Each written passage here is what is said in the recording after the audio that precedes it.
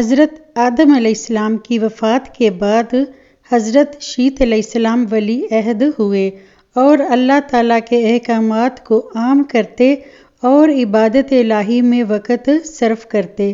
حضرت شیت علیہ السلام 165 سال کے ہوئے تو آپ کے ہاں ایک بیٹا پیدا ہوا جس کا نام آپ نے انوش رکھا۔ حضرت انوش سے کینن، کینن سے ملائل، ملائل سے یارد اور یارد سے حضرت احنوح پیدا ہوئے جو حضرت آدم علیہ السلام اور حضرت شیت علیہ السلام کے بعد اللہ کے تیسرے نبی بنے۔ سب سے پہلے جس شخص نے قلم سے لکھا وہ آپ ہی ہیں۔ کپڑوں کے سینے اور سلے ہوئے کپڑے پہننے کی ابتدا بھی آپ ہی سے ہوئی۔ اس سے پہلے لوگ جانوروں کی کھالیں پہنتے تھے۔ سب سے پہلے ہتھیار بنانے والے، ترازو اور پیمانے قائم کرنے والے اور علم و نجوم حساب میں نظر فرمانے والے بھی آپ ہی ہیں۔ یہ سب کام آپ ہی سے شروع ہوئے۔ اللہ تعالیٰ نے آپ پر 30 صحیفے نازل فرمائے اور آپ اللہ تعالیٰ کی کتابوں کا بکثرت درس دیا کرتے تھے، اس لیے آپ کا لقب ادریس ہو گیا اور آپ کا یہ لقب اس قدر مشہور ہو گیا کہ بہت سے لوگوں کو آپ کا اصل نام معلوم ہی نہیں۔ قرآن مجید میں آپ کا نام ادریس ہی کا ذکر کیا گیا ہے۔ آپ کو اللہ تعالیٰ نے آسمان پر اٹھا لیا ہے۔ بخاری و مسلم کی حدیث میں ہے کہ حضور اکرم صلی اللہ علیہ وآلہ وسلم نے شب معراج پر حضرت ادریس علیہ السلام کو چوتھے آسمان پر دیکھا۔ حضرت کعب رضی اللہ تعالیٰ عنہ سے مروی ہے وہ ہر روز پیرہن سیتے تھے، ہر دم سینے میں تسبیح پڑھتے تھے اور کسی سے سلائی کی اجرت نہ لیتے تھے۔ ایک دن وہ اپنے کام سے فارغ ہو کر بیٹھے تھے کہ ملک الموت آرزوئے تمام عملی سے آدمی کی صورت بن کر مہمان کے طور پر رات کو حضرت ادریس علیہ السلام کے دروازے پر آ پہنچے۔ حضرت صائم الدہر تھے۔ جب شام ہوتی افطار کے وقت آپ کا کھانا بہشت سے آتا، جس قدر چاہتے کھا لیتے، باقی کھانا پھر بہشت میں چلا جاتا۔ اس دن کا کھانا جب آیا تو حضرت ادریس علیہ السلام نے وہ کھانا اس مسافر کو پیش کر دیا، لیکن اس مسافر نے کچھ نہ کھایا اور قدم پر قدم رکھ کر عبادت کرتا رہا۔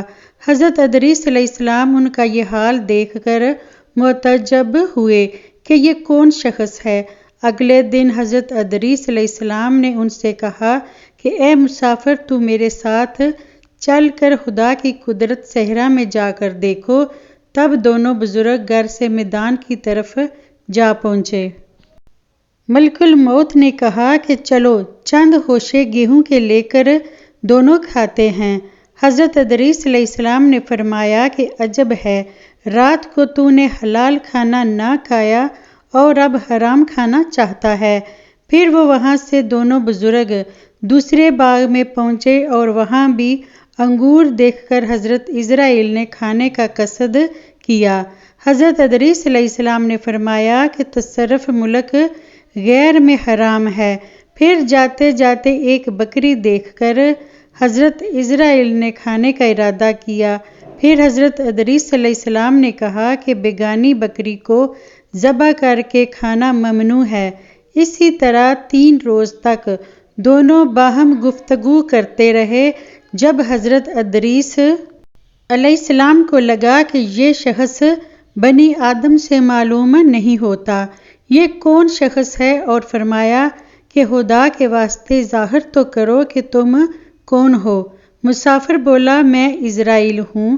حضرت ادریس علیہ السلام نے فرمایا کیا سب مخلوقات کی جان تم ہی قبض کرتے ہو؟ انہوں نے کہا کہ ہاں۔ حضرت ادریس علیہ السلام نے فرمایا تم شاید میری جان قبض کرنے آئے ہو۔ انہوں نے کہا نہیں، میں تو تمہارے ساتھ خوش طبعی کرنے آیا ہوں۔ حضرت ادریس علیہ السلام نے کہا کہ 3 دن سے تو میرے ساتھ ہے، کیا اس عرصے میں بھی تو نے کسی کی جان قبض کی ہے؟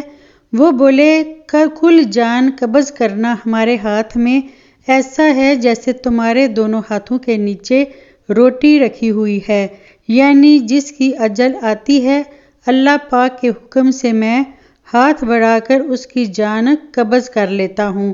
اور بولا اے حضرت ادریس علیہ السلام، میں چاہتا ہوں کہ تیرے ساتھ رشتہ برادری کا کروں۔ حضرت ادریس نے فرمایا کہ میں تجھ سے رشتہ برادری کا کروں گا، لیکن ایک بار موت کا مزہ چکھنا چاہتا ہوں، کیسا ہوتا ہے، تم میری روح قبض کر کے دکھاؤ۔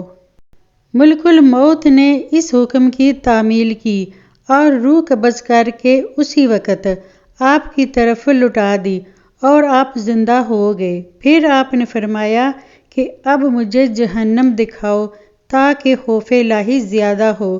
چنانچہ یہ بھی کیا گیا۔ جہنم کو دیکھ کر آپ نے دروازہ جہنم سے فرمایا کہ دروازہ کھولو، میں اس دروازے سے گزرنا چاہتا ہوں۔ چنانچہ ایسا ہی کیا گیا اور آپ اس پر سے گزرے۔ پھر آپ نے ملک الموت سے فرمایا کہ مجھے جنت دکھاؤ۔ وہ آپ کو جنت میں لے گئے۔ آپ دروازوں کو کھلوا کر جنت میں داخل ہوئے۔ تھوڑی دیر انتظار کے بعد ملک الموت نے کہا کہ اب آپ اپنے مقام پر تشریف لے چلیے۔ آپ نے فرمایا کہ میں اب یہاں سے کہیں نہیں جاؤں گا۔ اللہ تعالیٰ نے فرمایا ہے کہ کل نفس ذائقۃ الموت، تو موت کا مزہ میں چکھ ہی چکا ہوں، اور اللہ تعالیٰ نے یہ فرمایا ہے کہ ہر شخص کو جہنم پر گزرنا ہے، تو میں گزر چکا، اب میں جنت میں پہنچ گیا۔ اور جنت میں پہنچنے والوں کے لیے خداوند قدوس نے یہ فرمایا ہے کہ جنت میں داخل ہونے والے جنت سے نکالے نہیں جائیں گے۔ اب مجھے جنت سے چلنے کے لیے کیوں کہتے ہو؟ اللہ تعالیٰ نے ملک الموت کو وحی بھیجی کہ حضرت ادریس علیہ السلام نے جو کچھ کیا میرے اذن سے کیا، اور وہ میرے ہی اذن سے جنت میں داخل ہوئے، لہٰذا تم انہیں چھوڑ دو، وہ جنت ہی میں رہیں گے۔ چنانچہ حضرت ادریس علیہ السلام آسمانوں کے اوپر جنت میں ہیں اور زندہ ہیں۔ حضرت ادریس علیہ السلام کے آسمانوں پر اٹھائے جانے اور ان کو ملنے والی نعمتوں کا مختصر تذکرہ قرآن مجید میں سورۃ مریم میں ہے۔ ترجمہ ہے، اور کتاب میں ادریس کو یاد کرو، بے شک وہ صدیق تھا، غیب کی خبریں دیتا، اور ہم نے اسے بلند مقام پر اٹھا لیا۔ یہ ہیں جن پر اللہ نے احسان کیا، غیب کی خبریں بتانے والوں میں سے آدم کی اولاد سے ہیں۔